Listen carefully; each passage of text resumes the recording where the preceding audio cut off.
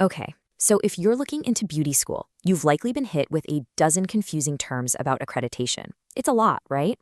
Well, in this explainer, we're going to cut through all that noise and figure out what really, truly matters for your career. So let's just dive right in with a big, maybe even a shocking question. Is the term regional accreditation, the one that's always sold as the absolute best, is it actually a scam? The answer? Well, it's a bit more complicated than you might think, and honestly, it's a critical piece of this whole puzzle. For years, schools have been throwing around the term regionally accredited like it's some kind of gold standard, implying it's a higher tier of quality. But it is so important that we separate the marketing hype from what the regulations actually require for you to get a job. To really get what's happening now, we've got to look back at how this all started. I mean, how did a simple geographic label become one of the most powerful, and let's be honest, one of the most misleading buzzwords in all of education? The meaning of accreditation has totally transformed over the years. It actually started as a simple peer review system between schools, but then after the GI Bill in 1944, everything changed. It suddenly became the gatekeeper for federal student aid. All of a sudden, if a school was accredited, boom, it could access federal loans. And that's really where things started to shift, and by the 90s, it had become this full-blown marketing tool used to sell prestige. And what was the direct result of all that?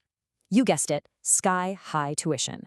As soon as schools got access to that federal loan money through accreditation, they could jack up their prices. Why? Because you, the student, weren't feeling the immediate financial pain. It was all just pushed off into the future through loans. Accreditation basically became a justification for costs that were often completely disconnected from the actual value you were getting. So, this whole messy history has led to a massive turning point. The federal government has finally recognized the problem, and there's a major rule change coming that is going to completely reshape the landscape for every single beauty school student. And I want to be clear, this isn't some small tweak or a minor adjustment. This is truly the end of an era.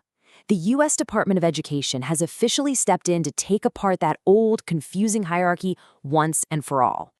And look, this isn't just my opinion. This is the official stance. This powerful quote you're seeing from the Undersecretary of Education, it's tied to a rule change that goes into effect in February 2026, and it makes things crystal clear. The government is done with what it calls artificially inflated prestige.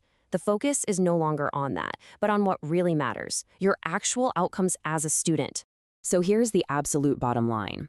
The idea that regional is somehow better than national accreditation, it's gone. It's officially obsolete. The Department of Education now holds all recognized accreditors to the exact same federal standard. And what that means is, if a school keeps using that old, outdated term in their marketing, they could get into some serious trouble for what's called substantial misrepresentation. It's a big deal. Okay, so now let's talk about the single most important distinction you need to understand, and that's the difference between accreditation and licensure. They are not the same thing, not even close, and confusing them could seriously cost you time and money. I want you to think of accreditation like this. It's the school's permission slip. It's a federal-level review that allows the school, not you, the school, to offer you federal student loans, which you might hear called Title IV aid.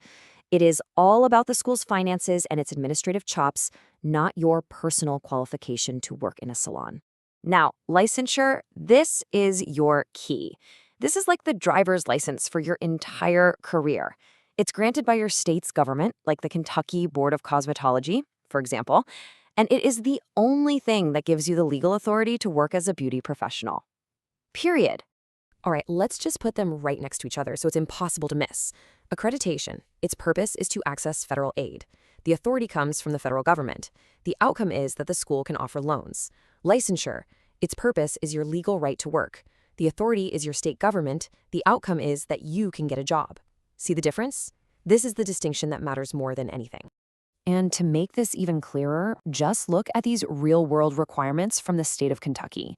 To get your license in cosmetology, you have to complete a specific number of hours, 1,500 of them. That's a state mandate. Your school's one job is to provide the training that gets you to that number, and that's true no matter what type of accreditation it has. So, with all these old, confusing labels pretty much gone, how in the world are you supposed to choose a school now? Well, it's time for a whole new way of thinking, one that's focused on a new kind of accountability. I want you to just forget the marketing buzzwords. Forget them. The new benchmarks for a quality school are simple: transparency and stability. Is the school completely open about its practices? And is its business model built to last so it can protect you from a sudden shutdown? So you'll generally find two main business models for schools. On one side, you have the schools that are completely dependent on that federal Title IV aid.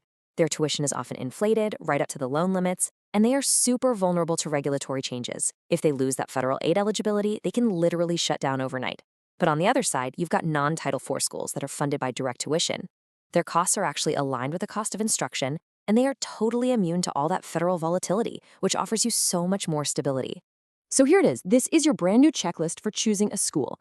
Number 1, is its primary goal getting you licensed by your state? Is the price actually affordable without taking on massive federal loans?